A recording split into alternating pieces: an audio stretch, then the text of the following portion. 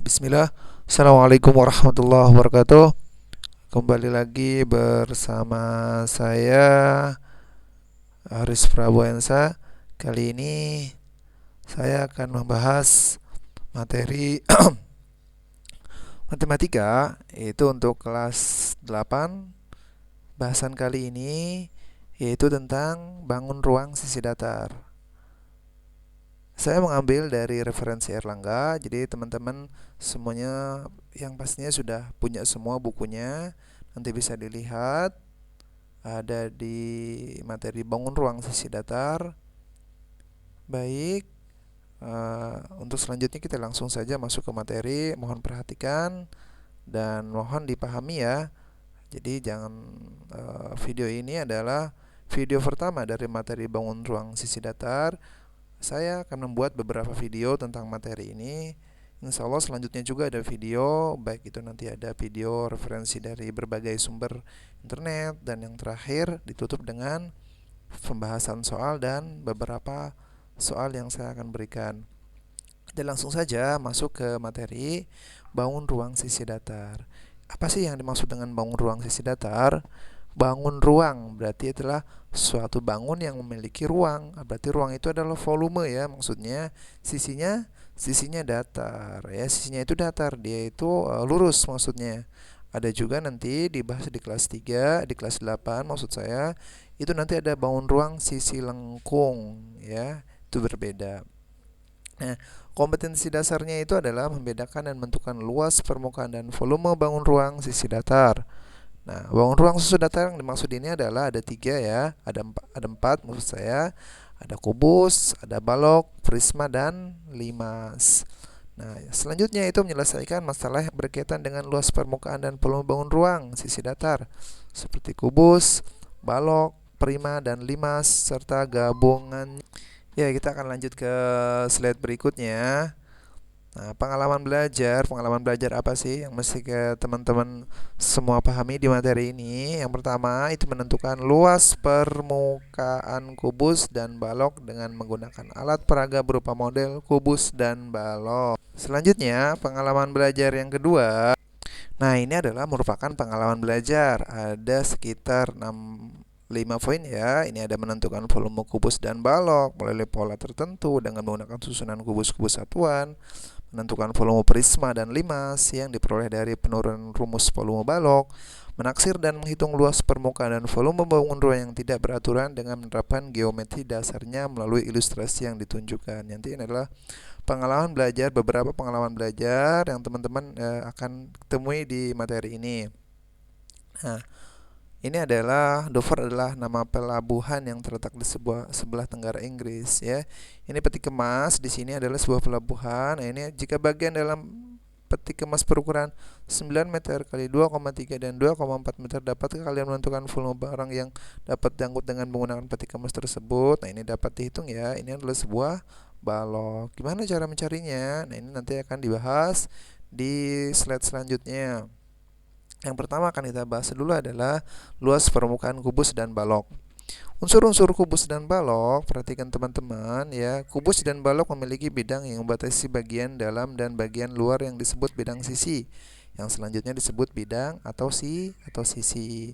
Bidang-bidang pada suatu balok maupun kubus berpotongan atau bertemu pada pada suatu garis yang disebut rusuk. Ini rusuk ya, disebut rusuk. Jadi bidang-bidang dia bertemu, berpotongan atau berimpit di sini ya, yang disebut rusuk. Rusuk-rusuk pada suatu balok maupun kubus berpotongan atau bertemu pada sebuah titik yang disebut titik sudut. Nah, perhatikan balok beserta unsur-unsurnya pada gambar berikut ya. Nah, ini adalah sebenarnya dari referensi dari Erlangga ini ya, ada 4 poin dari Erlangga. Ini adalah poin-poin yang simpelnya saja. Nanti di video selanjutnya akan diuraikan lagi oleh saya ya.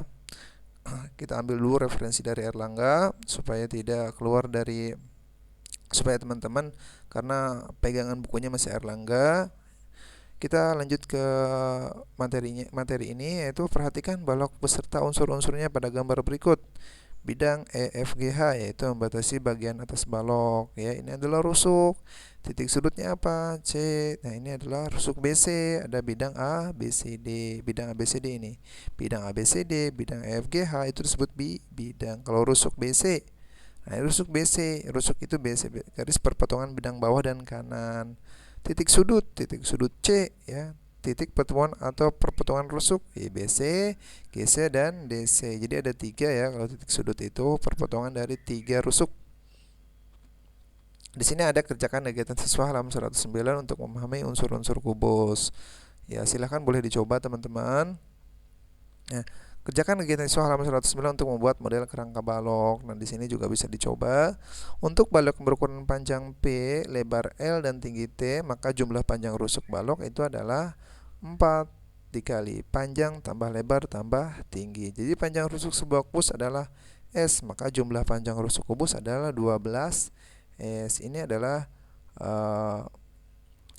kalau balok seperti ini, kalau kubus dia beda 12 S. Kita lanjut. Diagonal bidang dan diagonal ruang, ya. Kalau diagonal apa sih diagonal bidang dan diagonal ruang? Kita akan cek. Garis AC menghubungkan dua titik sudut yaitu A sama C. Lihat A sama C. Nah, ini disebut diagonal bidang. AC adalah diagonal bidang. Kalau diagonal HB dan EC, lihat HB mana HB? Nah, HB yang ini HB, H ke B. Ini adalah diagonal ruang EC.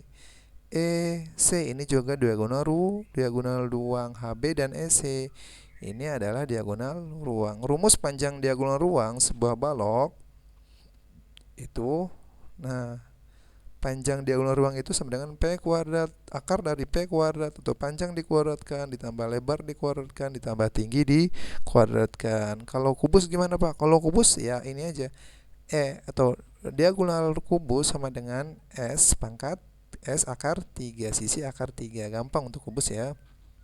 Nah, kerjakan bagi siswa halaman untuk mengetahui rumus diagonal ruang kubus. Ini gampang, sudah saya terangkan tadi. Nah, ini jaring-jaring kubus teman-teman. Jaring-jaring kubus ini adalah sebuah analogi saja, kalian bisa ilustrasikan. Jaring-jaring kubus merupakan rangkaian 6 buah persegi yang jika dilipat menurut garis persekutuan 2 persegi dapat membentuk kubus. Tapi tidak boleh ada bidang yang rangkap atau bertumpuk. Di sini kalau nggak salah Bapak punya nah ini ya. Ini merupakan jaring-jaring kubus ya. Nah, jaring-jaring kubus seperti ini ya, ada 1, 2, 3, 4, 5, ada 11 kalau nggak salah. Nah, ini tutupnya, ini adalah alasnya teman-teman ya, tutup alas ya.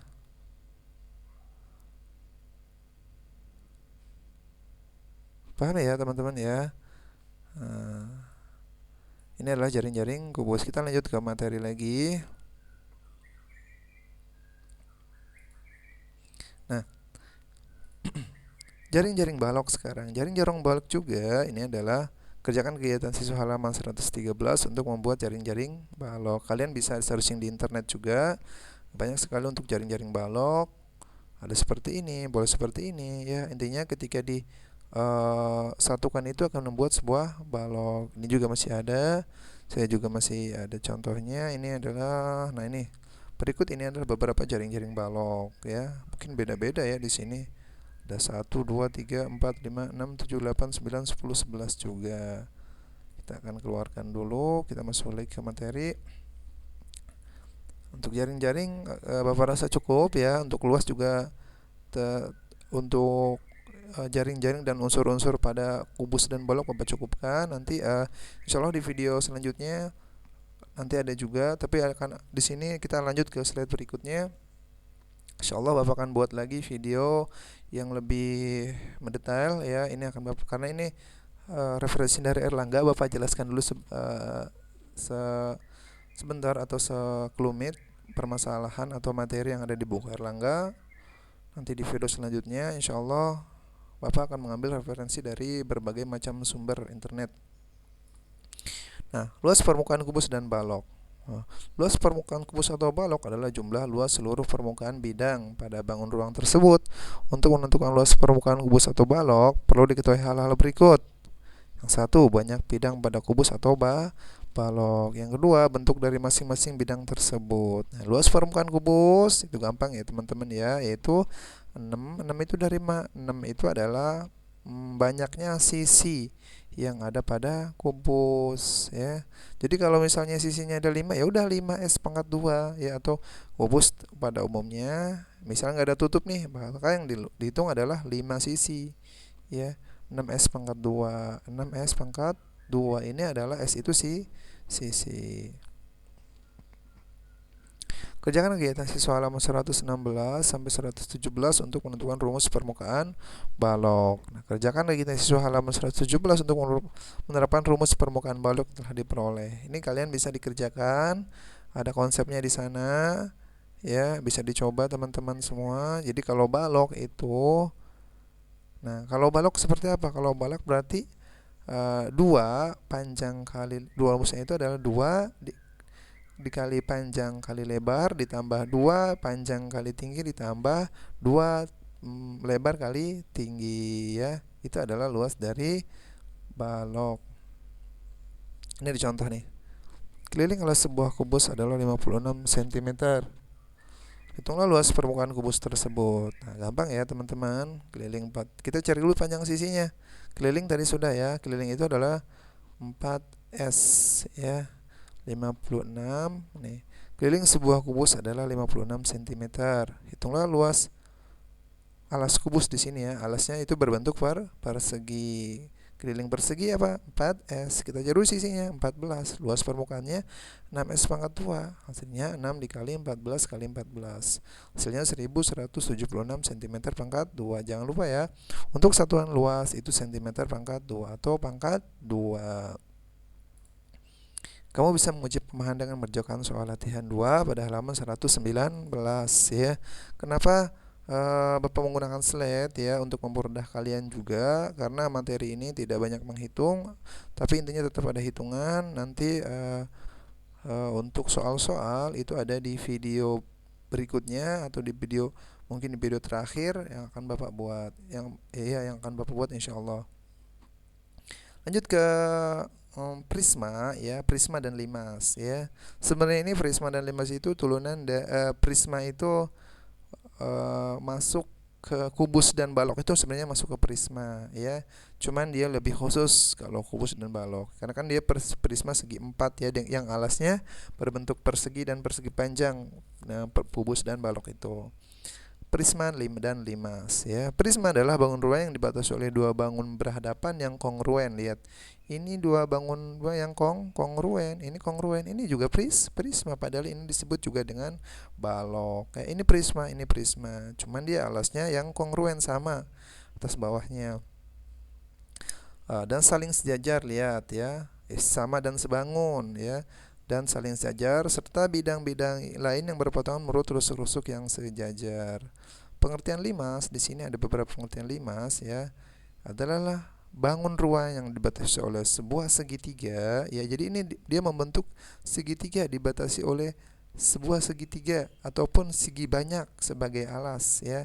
Nah, segi banyak tapi ininya segi banyak atau segi tiga ya. Segitiga boleh seperti ini, tapi dia dibatasi oleh segitiga yang pastinya yang alasnya segi banyak sebagai alas dan beberapa buah bidang berbentuk segitiga. Lihat, beberapa buah bidang berbentuk segitiga sebagai bidang tegak yang bertemu pada satu titik puncak ya. Paham teman-teman ya?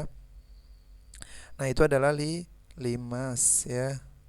Nah, jaring-jaring prisma seperti ini ya, ini gampang ya teman-teman. Jadi misalnya ini alasnya, kalian tinggal ini misalnya ditutup, ini ditutup, dan ini adalah untuk tutup, maka ketemulah jadilah seperti prisma. Oke, jaring-jaring prisma segitiga terdiri dari 2 buah segitiga yang kongruen. Ini harus kongruen, harus sama nih.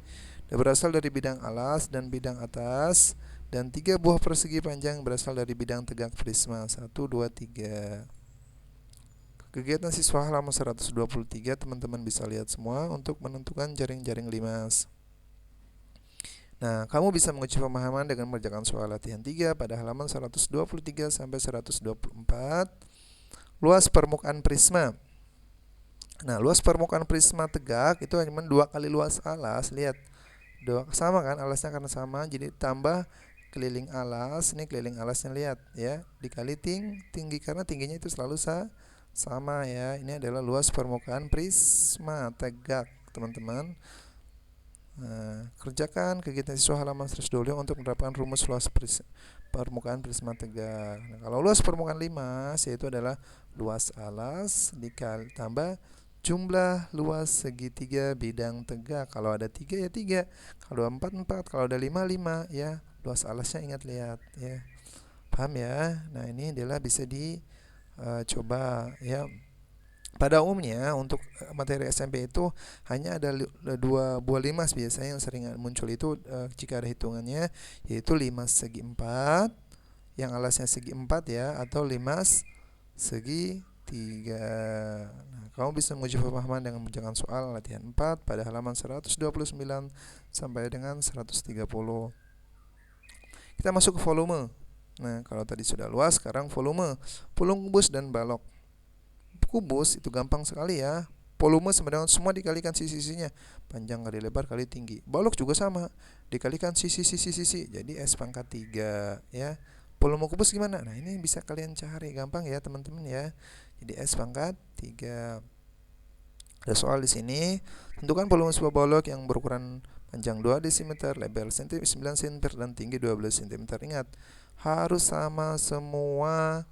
Satuannya ini desimeter, kita rubah dulu ke dalam sentimeter. Kenapa Pak sentimeter? Karena di sini sentimeter, di sini sentimeter. Pak, boleh nggak kalau desimeter semua? Boleh, asal satuannya di akhirnya desimeter. Nah, di sini ketika dikalikan hasilnya 2160.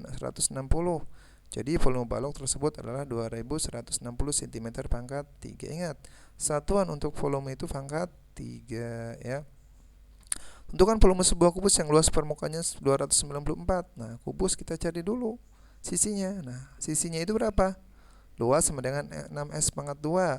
Luasnya 294 sama dengan 6S pangkat 2. S pangkat 2 itu sama dengan 294. Ini ke sini pindah ruasnya dibagi ya. 6. S pangkat 2 itu sama dengan hasilnya 49. S sama dengan 7, maka volume sama dengan 7 dikali 7 dikali 7, hasilnya 343 cm pangkat 3. Paham teman-teman ya? Kamu bisa menguji pemahaman dengan mengerjakan soal latihan 5 pada halaman 135. Volume prisma dan limas ya. Bapak nanti akan buat lagi video yang lebih detail ya, insyaallah. Untuk materi ini tetap kita jelaskan dulu yang ada di buku sambil mencari referensi dari internet atau dari berbagai sumber yang lainnya. Volume prisma, untuk setiap prisma berlaku rumus berikut ya. Volume prisma itu ya luas alas ini dikali tingginya yang mana, sisi ini tinggi dia ya, sisi tegak dia. Nah, tergantung alasnya itu ada bentuk segitiga, ada bentuk segi 4 ya.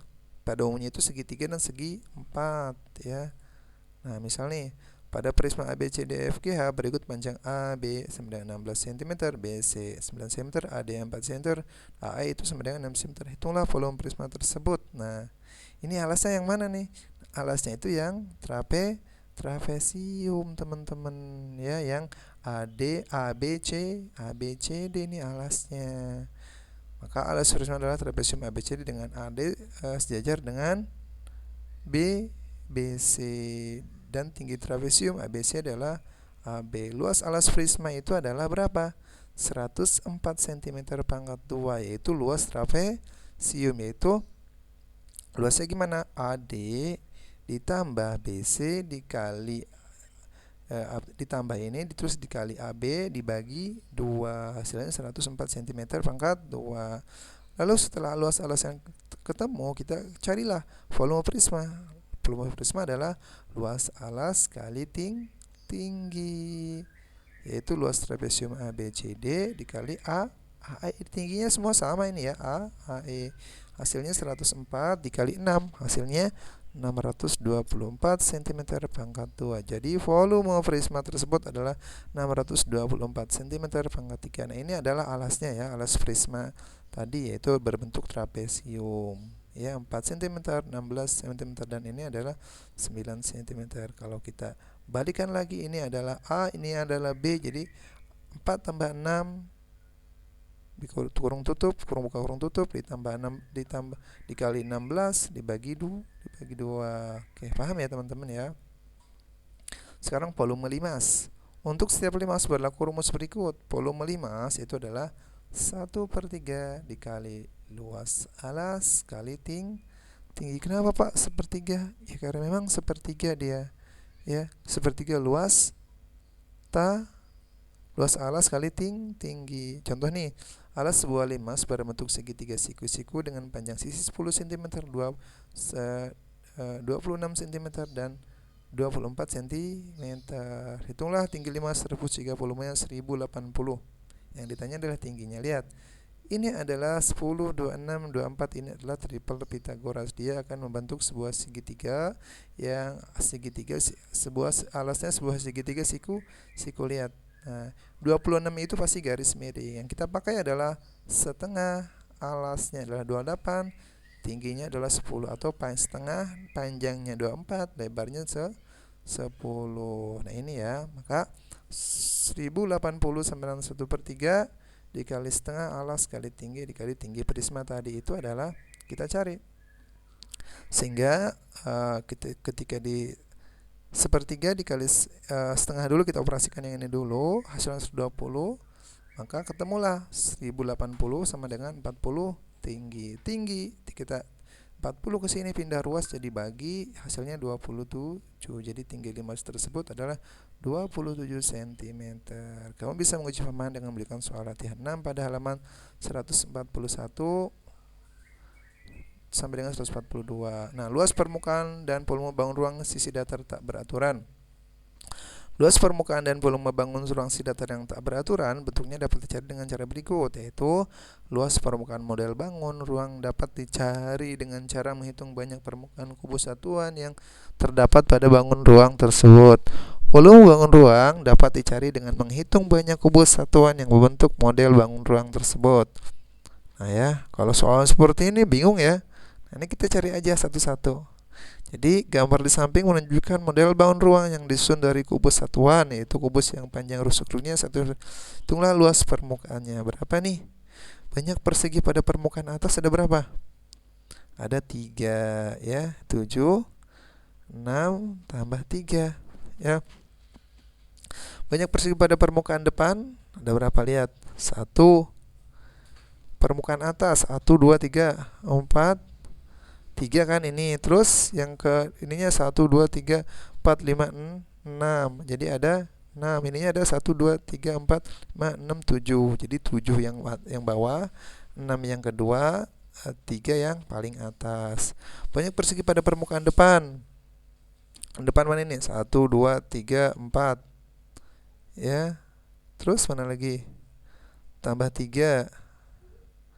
Ya, tambah 3 tambah 1 tambah 2. Ya, ini 4 tambah 3 tambah 2. Ya, jadi dikali 2 semua 18. Banyak persegi pada permukaan belakang. Belakang gimana nih? Dan gitu 4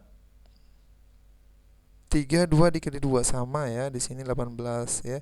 Banyak persegi pada permukaan bawah, itu 4 kali 4, 16 ya. 4 kali 4, 16. Jadi luas permukaan model bangun tersebut adalah 16 tambah 18 tambah 18 tambah 16 68 cm pangkat 2.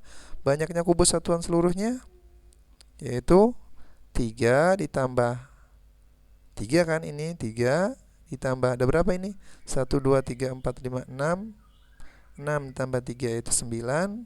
Tambah ini totalnya yang bawah 16. Jadi 28 buah. Jadi volume model bangun ruang tersebut adalah 28 cm pangkat 3. Teman-teman paham ya semuanya? Mudah ya. Kamu bisa menguji pemahaman dengan mengerjakan soal latihan. Nih, penerapan luas dan volume pada bangun ruang sisi datar. Nah, ini adalah pada kehidupan sehari-hari. Contohnya nih, sebuah bak penampung air berbentuk kubus dengan panjang rusuk bagian dalam 80 cm. Ingat, kubus dengan panjang rusuk bagian dalam 80 cm. Jika bak penumpang tersebut diisi air mengalir dengan debit 4 liter per menit, sampai penuh berapa lamakah yang dibutuhkan? Volume baknya berapa? 80 80 pangkat 3, yaitu sekitar 5, ketika dikalikan menjadi 512 cm pangkat 3. Ketika diubah ke dalam liter, maka akan menjadi, karena 1 liter itu sama dengan 1 desimeter pangkat 3, maka ketika turun ya, ketika naik itu dibagi pangkat 3 itu dibagi 1000, jadi 5200 liter yang ini. Lama waktu mengisi adalah volume bak ya dibagi dengan debit air, yaitu 4 liter per menit. Jadi 520 dibagi 4 itu 180 liter, dibagi liter habis, menit dibagi itu naik jadi menit ya. Hasilnya 128 menit waktu yang dibutuhkan. Kamu bisa menguji pemahaman dengan mengerjakan soal latihan 8 pada halaman 146 sampai dengan 148. Ini juga bisa dikerjakan teman-teman. Oke, materi kali ini itu saja yang ada di buku Erlangga. Jadi bisa dikatakan materi ini cukup singkat ya, cukup singkat dan padat. Kalau di Bapak di Erlangga, kalau Bapak terangkan di Erlangga, nanti kita ketemu di beberapa video yang lebih detail untuk membahas bangun ruang sisi datar, dan insya Allah juga akan saya buat akan saya buat soal-soal, pembahasan soal-soal mengenai bangun ruang sisi datar. Mudah-mudahan video pembelajaran ini bermanfaat. Jika ada yang ditanyakan bisa langsung komen atau bisa langsung ke email Bapak. Tetap semangat dalam belajar. Kurang lebihnya mohon maaf. Sallallahu ala nabiyina Muhammad. Alhamdulillahirabbil alamin. Assalamualaikum warahmatullahi wabarakatuh.